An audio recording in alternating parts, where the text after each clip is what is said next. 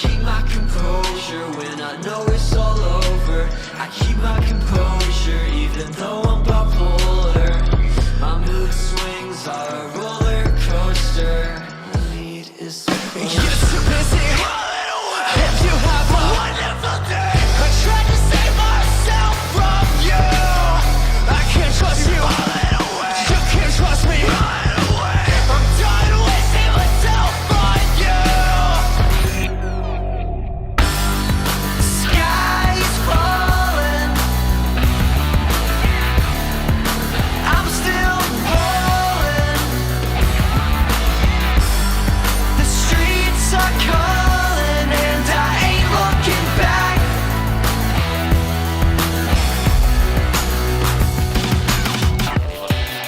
I smell the taste. Soon will lay me to waste.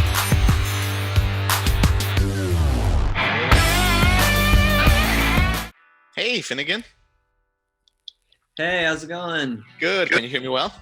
Yeah, I can hear you. I can hear you perfectly. Can you hear me? Yeah, and I can see you. Hold on. Let me just make sure everything's good here. You want me to change the lighting a little bit? I can turn the lights a little bit brighter. Ah, you look good, man. You look good. Yeah, you look mysterious, like your music. I like it. A little edgy, a little alive on the side. It's perfect. Thank you, man. I appreciate that. You look cool too, man. Hey, thanks, buddy. Thanks. Well, listen, thank you for your time. Where are you coming us from? Are you in LA? Yeah, Los Angeles. Yep, lived here my whole life. Nice. So your family is there as well? Yeah. Wonderful. Wonderful. So obviously, let me just quickly introduce you. Finnegan, obviously you're part of a LA-based alt rock band, Love Ghost, a band that's generating tons of buzz, guys. Super happy to have you here. Your new single Closure out on December 4th. Yes, welcome to the show, Finnegan. Thank you so much for having me, man. It's awesome to be here. I'm awesome to talk with you. And yeah, Closure comes out on December 4th and can't wait to share it with everybody. Oh, it's fantastic. Had a chance to preview it, man. Just really good stuff. Really great mix that you guys are creating there. But let's start with this, Finnegan. I mean, let's start with some housekeeping stuff. The year is ending. 2020 is pretty much over. By the time this airs, like the year is going to be a few weeks away from the year being over. How will you remember 2020 for Finnegan Bell? 2020, it's like, 2020 just outside of myself, it was a historic year. This pandemic, I think everything that happened in this country in America with opening or just really exposing just, the racism that was here. And like a lot of people went through a lot of tragedy and hardship this year in 2020. And, and yeah, and it was rough, like, being inside all the time and, all the isolation. It was just really bad for people's mental health.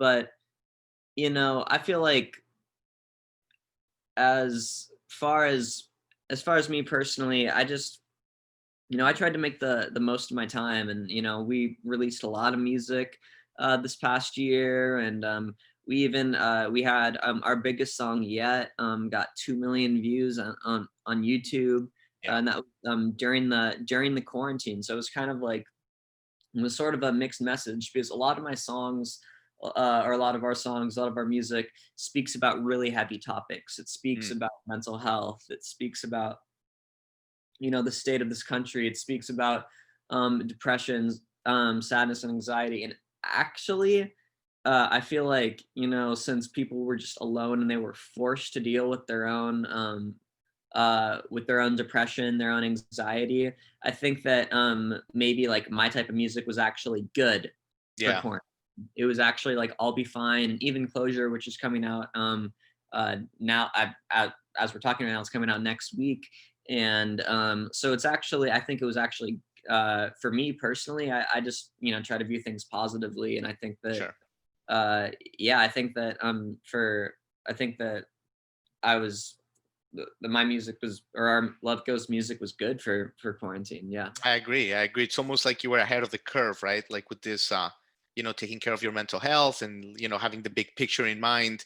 It came in a perfect time. Love Ghost music. I agree. Yeah, thank you, man. Yeah, it's actually kind of trippy.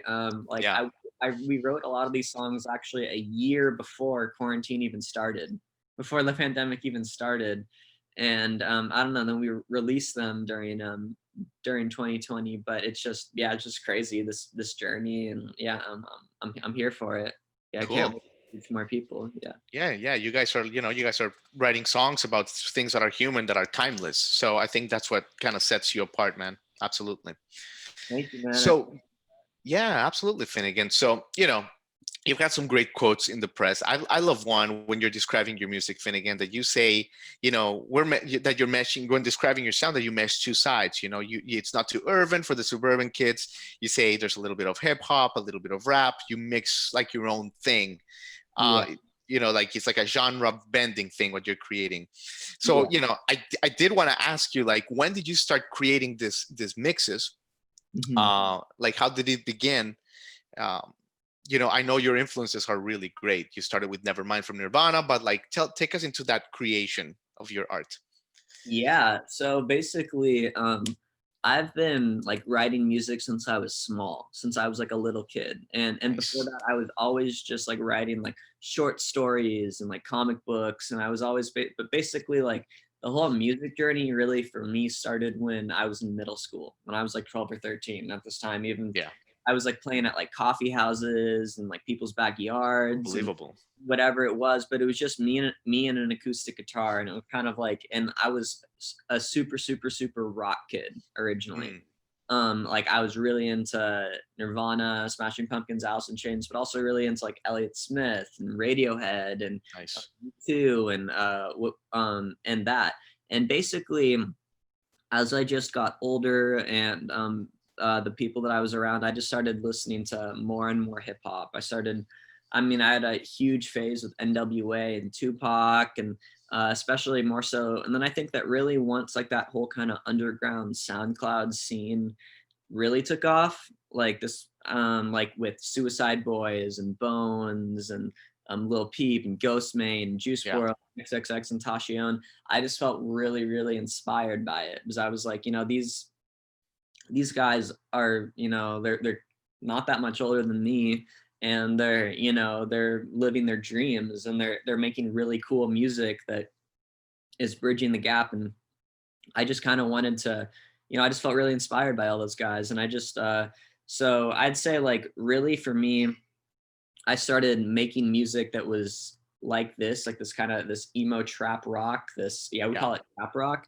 This started probably like late senior year of high school. But I Nice. was really aggressive with it. And, just like I try to write a new song, like completely done and everything every single week. And Oof, um, nice.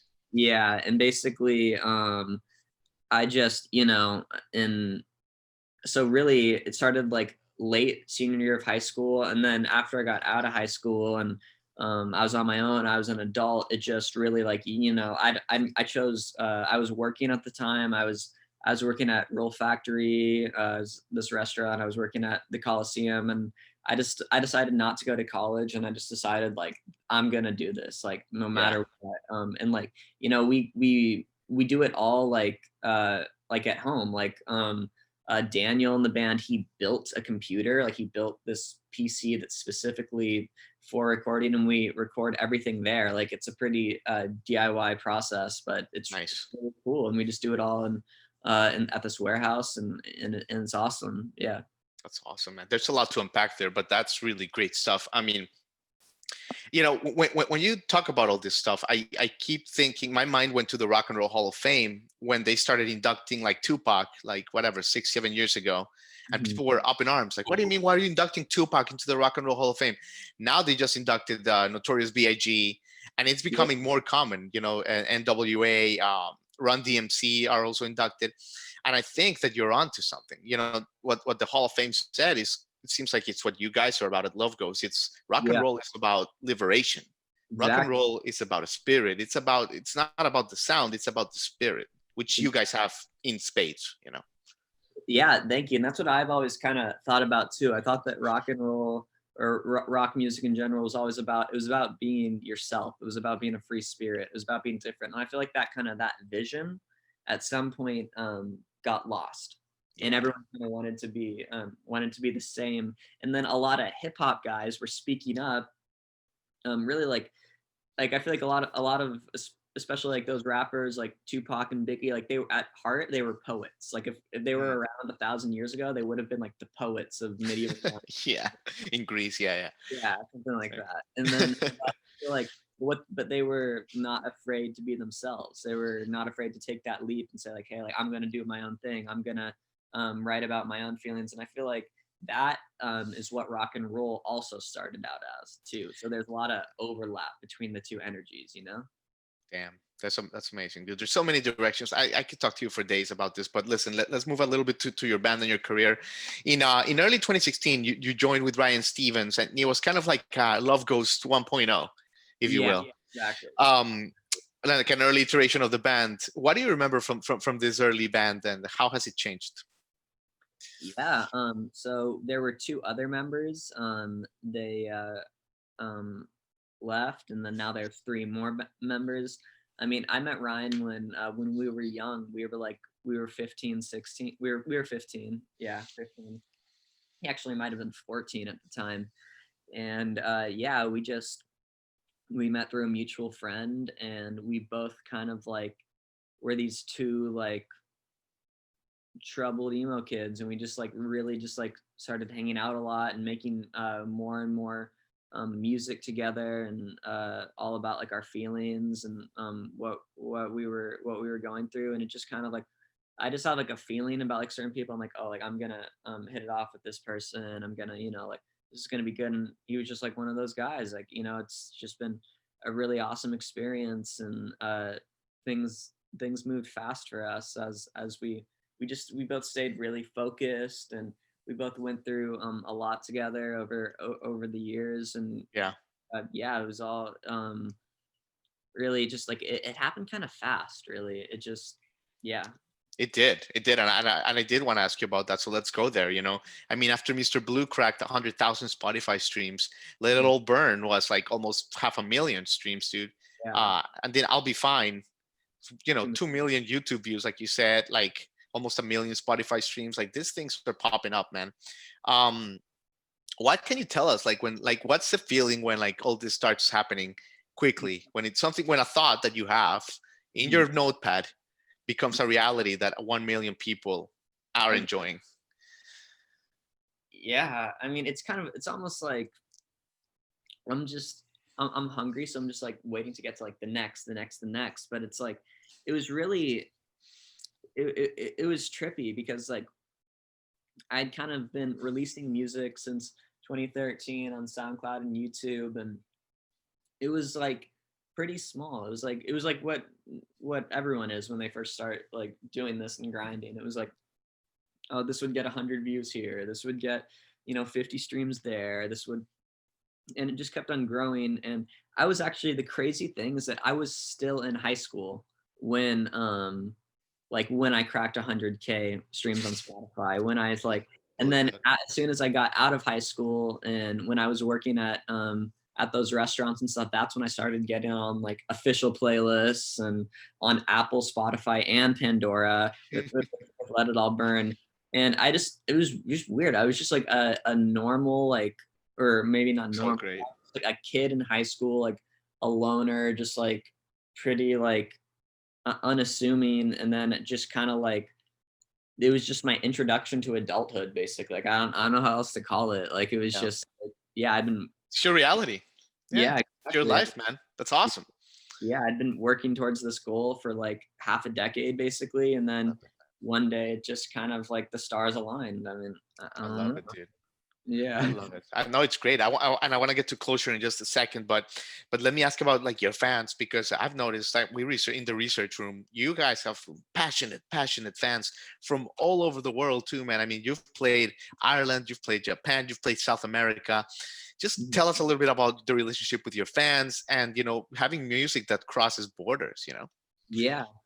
So that's one thing too that I'm super grateful with. Like I'm super interactive on my Instagram with all my fans. Like I message all of them. Like it takes like hours every single day, but And basically, yeah, I get all these DMs from like Russia and Brazil and Mexico and India and the UK and Ukraine and Italy So and great. yeah, it's just I just try to, help them because I feel like a lot of them, kind of have been through things that I've been through or been through a lot like worse situations that I've been through. And, it's just like it just really, really means a lot that, someone from Russia or someone from Mexico or Brazil that has a hard life like finds like peace and in a song like I'll Be Fine or something like that. And like reading these like long like DMs that are paragraphs, it's just really heartwarming. And like I love like my fans and my supporters. They're awesome. That's great. That's gotta be one of the most satisfying things for you. That's fantastic. Absolutely. All right, so Closure, like we said, it's coming out. It's a heck of a single, man. Like it's gonna just continue that string of like just blowing up more and more for sure. It's a breakup song. It's about drawing that line when like it's like enough. It's Yeah. freaking enough, man. And you know what? Like I went through a divorce, so like it also applies to like divorce. It's Yeah. not just like a teenage shit, but it's like, man, like you take it to the limit, and there's a point where you're just listen, like this is just got to stop immediately. Tell us a little bit about you know why did you decide to capture this feeling, this raw period that is so universal? Did you go through something like this, or Yeah, I have my heart broken a few yeah, times. It sucks. But yeah, I think that it's also but it is like you said, it is the universal feeling. Everyone gets their heart broken, and it's hard for me because I'm a hopeless romantic, and it is what it is. But yeah, I just felt like I mean, really, the real reason why I started writing about it was I could not get it out of my head. I just kept on like yeah, replaying it, replaying. I feel like that's the same for a lot of people when they go through something like this. And yeah, I just wanted to um, get my feelings out there and write about it, and hopefully stop like obsessing and and it worked for me. That's kind of like this music for me is also like it's like a form of therapy. It's like a form of coping, like being able to write out my feelings and make it into a song. And yeah, so yeah, definitely been there before, been through the heartbreak. And right, it's part of being human, man. exactly. Part Listen, yeah, man, you guys love Ghost is on the pulse of humanity. That's why you guys are so beloved. What are the plans for you and for the band in 2021, Finnegan? Obviously, we don't know what's going to happen with touring, Mhm. so let's just put that out there, obviously. But like, how do you envision the next year going for you? It's it's go time. Definitely, I don't want to stop any momentum that we've had. I want to ramp things up. Like we meet 3 days a week, and we work until sometimes until 2 in the morning. And we're it's time. I want to maybe even amp up our release schedule even more. And Nice. we have lots of songs in the canon right now, ready to shoot. And we're just going to keep on going. And we're just going to be because until touring is an option and until we can get on the road and play shows, I'm just gonna keep on building this fan base up online and just keep on hustling. And um, Nice. we're gonna keep on promoting our stuff, shooting videos when we can, and just maybe we'll release a song every 2 weeks now, or maybe we'll release a song every week. Who knows? But yeah, it's go time. 2021. There's gonna be a lot of music coming out from Love Go. That's amazing, dude. Well, listen, I mean, I've done this, what I'm doing for years, what I'm going to tell you is true. It's authentic. There's three things that you guys are doing right now. You're releasing quality music that's getting better every time.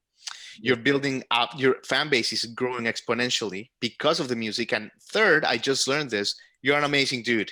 Yeah. So, dude, these three factors, you keep building it, man. And by the time the arenas are open, the festivals are open, guess what's going to happen?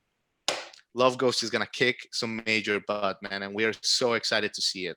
Finnegan, Thank you so much, my friend. You are awesome, man. It was great talking with you, absolutely, brother. guy. And yeah, man, you're really cool. I appreciate it. Thanks for the music, and man, have a great rest of the year, and be safe. Have a great one, my friend. All right, man. Take care. Take care.